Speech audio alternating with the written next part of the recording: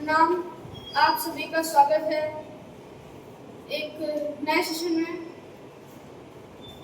तो कई सवाल हैं इसमें, तो बिना समय की बर्बादी किए हुए हम बढ़ते हैं अपने पहले सवाल की ओर, जिस 15 नंबर कह रहा है कि एक ठेकेदार ने किसी काम को 60 दिन में पूरा करने का ठेका लिया।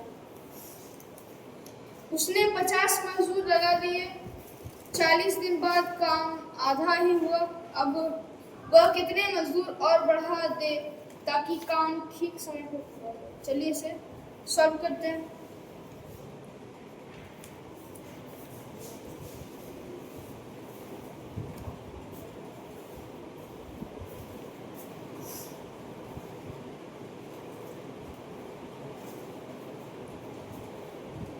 सबसे पहले ये देखेंगे कि 60 दिन में उसने ठेका लिया, काम हुआ 40 दिन, तो पहले बचे 50 बराबर 20 दिन। रेस्ट टाइम जो हमारा बचा हुआ समय वो है 60 दिन। टोटल समय था 40 दिन हो चुका, 20 दिन बचा हुआ।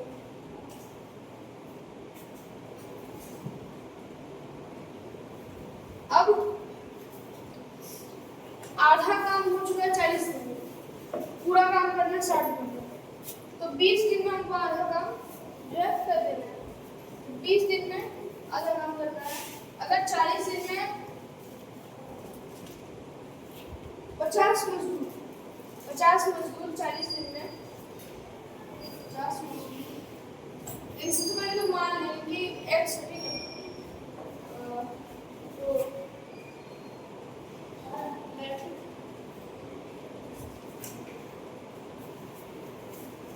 नए मजदूर लग जाएंगे काम को बढ़ाने के लिए।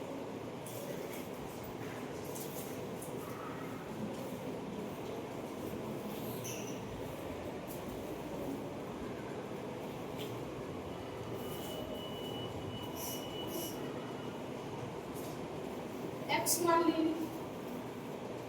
अब 50 मजदूर 40 दिन में आधा ही काम कर पाते। 50 गुना 40 की बात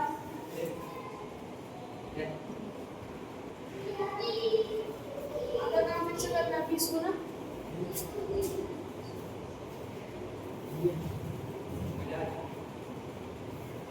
अब यहाँ पे देखिए आधा काम दोनों तरफ हुआ है, तो यहाँ पे 0 से 0 काट देंगे, 2 से 1 कट जाएगा 2 बार में, तो इसको 1 मानिए, इसलिए x बराबर आ जाएगा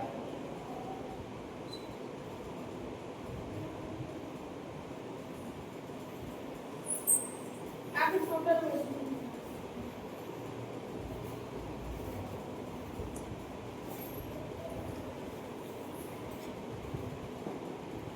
इसलिए यहाँ पे 100 हो गया।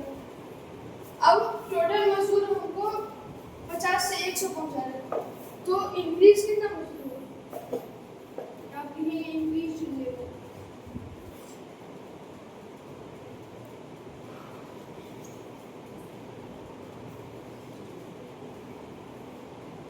100 तो 50 मजदूर और रखने पड़ेंगे।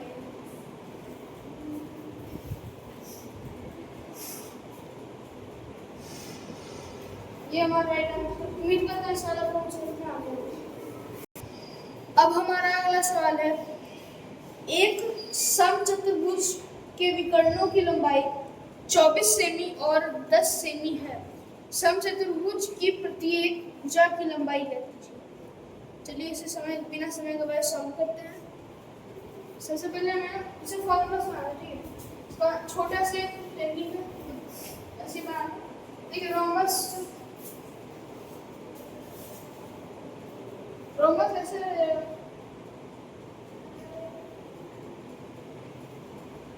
अब ये इसका विकर्ण ये 12 है और ये 5 है, तो अब हमको इसका एक साइड करना है, इसके चारों साइड बराबर है। साइड इसका क्या है,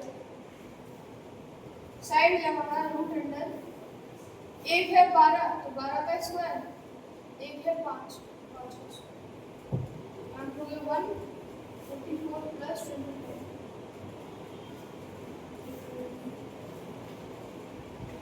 अब यहाँ पे हो गया 169। ये हो गया हमारा राइट आंसर। उम्मीद करते हैं ये जो था क्वेश्चन आपको समझ आ गया। एक घड़ी, हमारा अगला सवाल है 30 नंबर। एक घड़ी 153 रुपीज़ में बेची जाती है तो 15% हानि होती है, उसे कितने रुपए में बेचा जाए तो 10% का लाभ हो जाए। सबसे पहले हम क्या करेंगे, क्रय मूल्य को x मान लेंगे, CP को हम मान लेंगे x। अब CP x है, x का अगर हम 85, यहाँ पे क्या बोला था 15% हानि हो रहा है, मीन्स जो CP था उसका 100 में से 15 घट जाता है बटे 100। इसको गुना करने पे हमारा 153 आना चाहिए। अब यहाँ पे हो जाएगा x by 100 x into 85 by 100 तो 153। अब ये 17 से ये लग जाएगा 5 बार में, अब ये लग जाएगा 17 से 9 बार में, ये लग जाएगा 5 से ये 1 बार में, ये 20 बार में, इसलिए यहाँ का x हो गया हमारा 180 रुपीज़। 180 रुपीज़ जो था उसका वो असली उसका CP है, क्रय मूल्य। अब ये बोलता है कि 10% लाभ पे कितना रुपये होगा, तो 180 का x का 10% लाभ के बाद तो क्या करेंगे हम, CP में 100 में क्या जुटा है 100 प्लस 100। अब x हमारा 180 गुना 110 बटे 100, इससे 0 काट के सकते हैं। अब इसको से गुना करेंगे, यहाँ पे 8 आ गया, 9 यही हमारा हो गया राइट आंसर। उम्मीद कर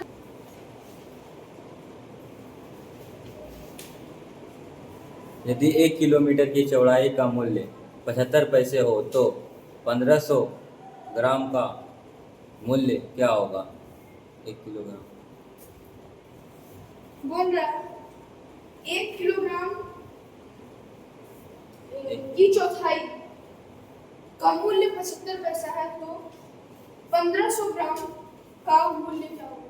देखिए इसे ऐसे नॉर्मली समझिए कि 1 किलोग्राम में 1000 ग्राम होता है, 1000 ग्राम का 1/4 मीन्स 25%, मतलब वही 1/4 लिख लीजिए। अब 1000 का 1/4 हमारा बराबर होता है 75 पैसे, मतलब या फिर इसको हम लिख सकते हैं 0.75 रुपया। अब देखिए इसको इससे घटा देंगे, हो गया हमारा 250। यहाँ पे क्या है 250 ग्राम जो है वो है बराबर 0.75 रुपया। अब हमको बोल रहा है कि 1500 ग्राम का क्या होगा, 1500 ग्राम का दाम क्या होगा। तो हमको ऐसा निकालना है कि 1500 ग्राम में हम किससे गुणा करें तो हमारा आंसर आएगा 1500। हाँ, ये 1500 भागा 250 गुना 250। देखिए इसको ऐसे समझिए कि अगर 250 ग्राम बराबर इतना है तो हमको 250 में उससे गुना करके 250 में हमको लाना है 250 को हमको बनाना है 1500। तो हम क्या करेंगे, सबसे पहले तो इन दोनों को डिवाइड कर देंगे। तो इन दोनों को डिवाइड करने पे हमारा आ जाएगा 6 6।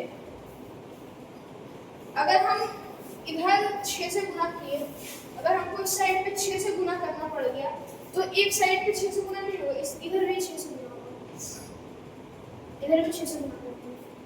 मीन्स अब यहाँ पे कितना आ गया 1500 ग्राम, इसका वैल्यू कितना आ जाएगा?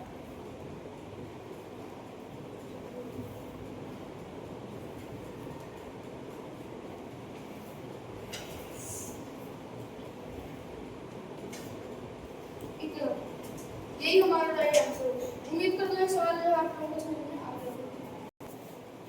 एक कार चालक किसी स्थान से 30 किलोमीटर प्रति घंटा की चाल से एक दूसरे स्थान तक जाता है, परंतु वहां से 20 किलोमीटर प्रति घंटा की चाल से आरंभिक स्थान पर लौट आता है। यदि दोनों स्थानों के बीच की दूरी 60 किलोमीटर हो तो कार की औसत चाल ज्ञात करें।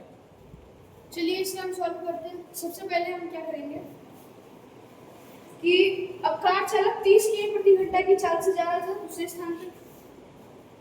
देखिए ऐसा समझिए, अगर कार चालक जो है इस पॉइंट से निकला और यहाँ से वो गया 30 किलोमीटर प्रति घंटा की चाल से और यहाँ तक आया। अब यहाँ से यहाँ तक की जो दूरी है वो है 60 किलोमीटर। अब क्या बोलता है, फिर से वो तुरंत ही वहां से 20 किलोमीटर प्रति घंटा की चाल से फिर क्या हुआ, लौट आया। कितना दूरी तय किया? 60।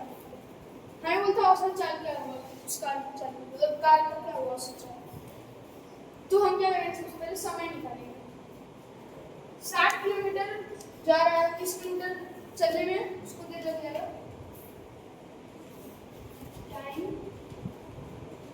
पहले उसको टाइम लगा था, टोटल टाइम यहाँ पे है 60/30 प्लस 1 घंटा में प्लस और ये 60/20, इतना इसको टोटल लगेगा समय।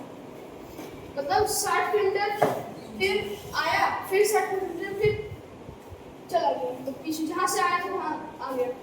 तो आया 30 किलोमीटर की चाल से, जा रहा है 20 किलोमीटर की चाल से, टोटल समय क्या हो जाएगा? समय होता है दूरी बटे चाल, दूरी बटे चाल का ये हो गया 2 घंटा, ये हो गया 3 घंटा। अब 2 घंटा जो 3 घंटा 5 घंटा, उसको टोटल समय लग गया 5 घंटा। अब वो कुल दूरी कितना तय किया?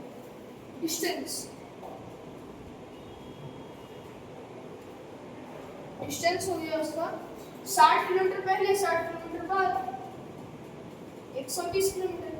अब 120 किलोमीटर वो तय किया 5 घंटा में, तो उसका स्पीड कितना हो गया? 120 किलोमीटर बाय 5 हो गया हमारा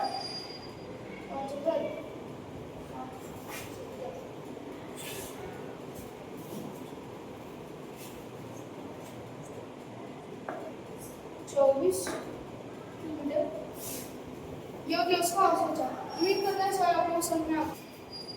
देखिए हमारा अगला सवाल है फिगर के रूप में। हमें सवाल में कह रहा है कि यहाँ पे ये देखिए, ये जो ये ऐसा स्ट्रक्चर बना है, ये है छायांकित भाग। हमने बोल रहा है जो छायांकित नहीं है, जो ये वाइट दिख रहा है, ये वाइट यहाँ, इसका हमें क्षेत्रफल निकालना है। सिंपली हम इसका क्षेत्रफल निकाल के इसके क्षेत्रफल में जो छायांकित भाग है उसमें घटा देना। सबसे पहले हमें क्या करना होगा कि ये जो हमें आकृति दिख रही है उसको 2 आयत में बांटना है। तो हम इसको ऐसे लाइन खींच लेंगे यहाँ से। ये एक आयत हो गई। देखिए सवाल आप एक बार अच्छे से देख लीजिए, याद कर लीजिए, मतलब सेमी यहाँ है, ऐसा है। उम्मीद करता हूँ आप लोगों ने देख लिया होगा। चलिए अब सवाल के लिए। अब यहाँ पे सबसे पहले तो इसका क्षेत्रफल, ये यहाँ जो आयत बन रहा है इसका क्षेत्रफल और इसका क्षेत्रफल सबको जोड़ देंगे। तो यहाँ पे लिखेंगे छायांकित भाग से क्षेत्रफल, शेडेड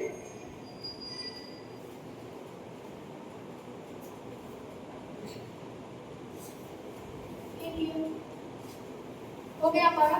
देखिए इसका क्षेत्रफल हो जाएगा हमारा, यहाँ देखिए आयत है, अगर ये आयत है तो 1 सेमी अगर यहाँ पे है, 1 सेमी यहाँ पे है, मतलब इसका चौड़ाई या लंबाई जो भी हुई है, ये 1 सेमी आ गया और ये 2 सेमी, मतलब यहाँ पे भी 2 सेमी। तो इसका क्षेत्रफल तो यहाँ पहला का क्या हो गया 2 गुना 1 जो। अब यहाँ पे जो है ये है, ये हमारा बन रहा है वर्ग, 0.5 यहाँ भी 0.5 यहाँ भी 0.5 यहाँ भी 0.5 यहाँ भी। तो यहाँ पे इसका क्षेत्रफल हो गया 0.5 इंटू 0.5 प्लस, अब इसका क्षेत्रफल तो इसके सेम इसका क्षेत्रफल होगा तो इसका भी 2 गुना, ये क्या है छायांकित भाग का क्षेत्रफल इसका होगा, इसका मतलब आ गया यहाँ पे 2 जोड़े यहाँ पे हो गया 2 प्लस 2 गुना के 0.25 4 प्लस 0.25, तो सीधा सीधा भी लिख सकते हैं 4, ऐसा ये हो गया हमारा सेंटीमीटर स्क्वायर छायांकित भाग का क्षेत्रफल। अब हमें क्या करना है नॉर्मली, ये जो पूरा आयत है ये इसका क्षेत्रफल में इसका क्षेत्रफल घटा देंगे, तो पहले पूरे आयत का क्षेत्रफल निकालेंगे, एरिया ऑफ होल, पूरे होल मतलब पूरा होल रेक्टेंगल हो जाएगा हमारा 4 गुना 7 सेंटीमीटर।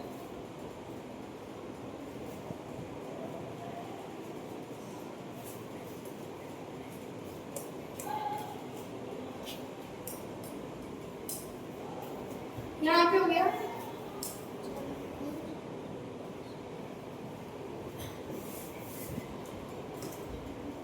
इसको आप इसमें घटा देंगे तो हमारा अनशेडेड पार्ट पे एरिया आएगा, एरिया ऑफ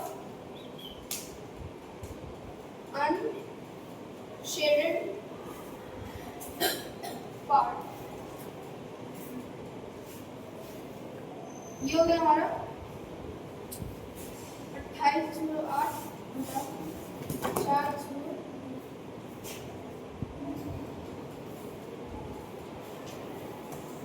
यहाँ पे 0 डाल दीजिए, घटाने में आसानी हो।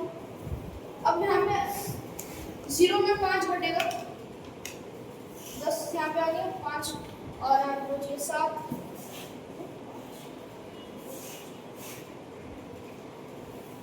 और यहाँ पे 28, यही हमारा जो है राइट आंसर हो गया। उम्मीद करते हैं इसका आपको समझ में आ गया होगा। एक आयताकार कालीन की क्षेत्रफल 120 वर्ग मीटर है और इसका परिमाप 46 मीटर है। इसके विकर्ण की लंबाई ज्ञात कीजिए। चलिए हम इस सवाल को सॉल्व करते हैं। देखिए आयताकार कालीन है, कालीन मतलब कारपेट। अब कारपेट का क्षेत्रफल हमें बताया गया 120 वर्ग मीटर, परिमाप है 46 मीटर। तो इसका जो विकर्ण होगा, विकर्ण मतलब ऐसा ये देखिए, अगर ये आयत है तो उसका विकर्ण होता है या आप इधर से भी बना सकते हैं, ये इसकी सबसे लंबी भुजा को विकर्ण करते हैं। कभी समझ लीजिए विकर्ण का फॉर्मूला होता है डायगोनल का, इंग्लिश में कहते हैं इसको डायगोनल।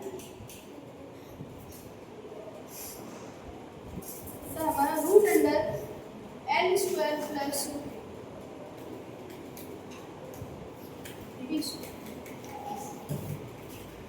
तो अब हमें क्या करना होगा, सबसे पहले कि एल और बी निकालना होगा, जो कि हमें नहीं दिया गया।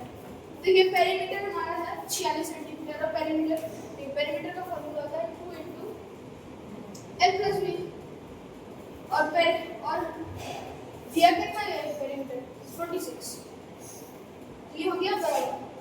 2 से कट जाएगा 27 हो गया यहाँ पे, इसलिए एल प्लस बी हो गया हमारा 23। अब एल बी ये हमारा है 120 मीटर सर, 120 मीटर स्क्वायर। तो हमें क्या करना होगा, इसका गुणनखंड करके किसी तरह से जोड़ने घटाने पे 23 मान होगा। तो क्या करेंगे, सबसे पहले गुणनखंड करेंगे 120। 2 से ये लग गया 60, फिर 2 से लग गया 30, फिर 2 से लग गया 15, इस बार 3 से लगेगा 5 बचा। अब देखिए 5 से 15 हो जाता है, इधर हो जाता है 8।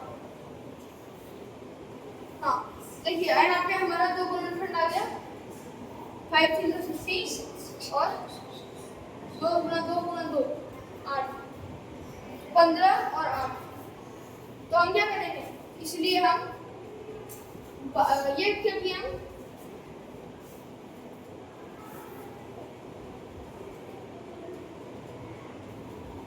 देखिए ये तरीका से हमें क्या निकला, ये लंबाई हो गई और चौड़ाई हो गई। तो L बराबर इसी तरह से हमें क्या आ गया, 15 आ गया और 8, B आ गया हमारा 8। गुणनखंड ये निकाल, ये गुणनखंड से अब हमें क्या निकालना है, डायगोनल। तो डायगोनल हमारा क्या हो जाएगा, L हमारा है 15, 15 का स्क्वायर, B है 8, तो 8 का स्क्वायर, 15 का स्क्वायर होता है 225, 8 का स्क्वायर होता है 64। यहाँ पे हो गया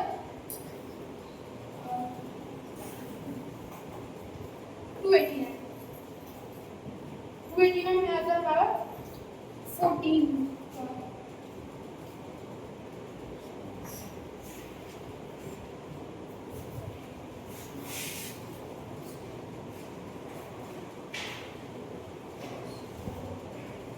ये 17 का होगा, मीन्स डायगोनल हमारा हो गया 17 मीटर।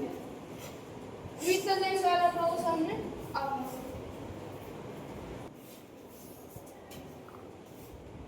यदि 4 गायें 2 दिन में 18 टोकरी घास खाती हैं तो 18 गायें 2 दिन में कितनी टोकरी घास खाएंगी? चलिए इसे सॉल्व करते हैं।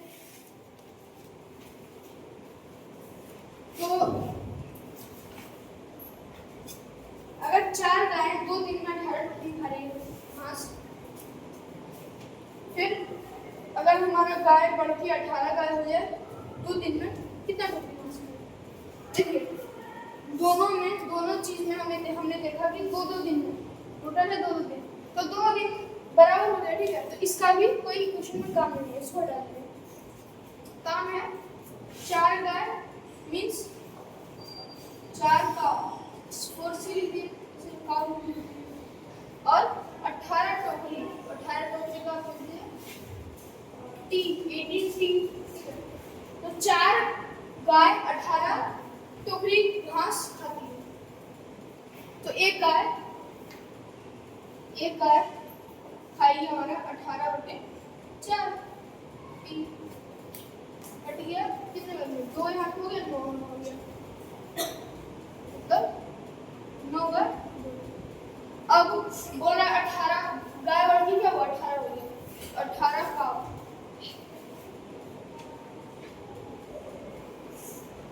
खाएगी हमारा गुना 18 कर दिए, 2 से कट गया 9 बार, मीन्स 81। ये हमारा 81 जो है ये आंसर है। उम्मीद करते हैं सवाल में समझ में आ गया।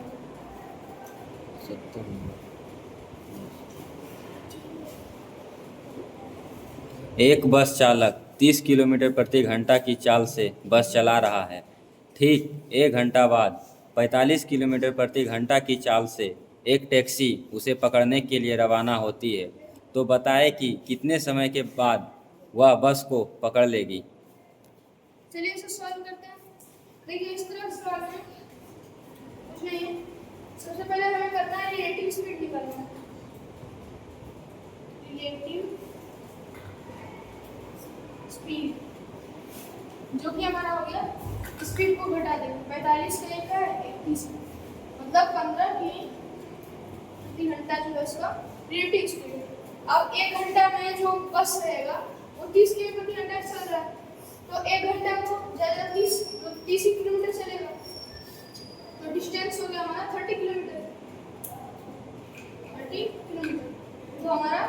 टाइम लग जाएगा उसको टैक्सी को 30/15 2 मिनट। उम्मीद करते हैं सारा बहुत जल्दी आगे बढ़ेगा। आपने इस सेशन को लास्ट तक देखा, इतने देर तक देखा, कई सवाल आए, तो उम्मीद करता हूँ ये सेशन आप लोगों को अच्छा ही लगा होगा। कैसा लगा अपनी राय कमेंट में बताइएगा और लाइक सब्सक्राइब करना नहीं भूलिएगा। धन्यवाद। Thanks for watching.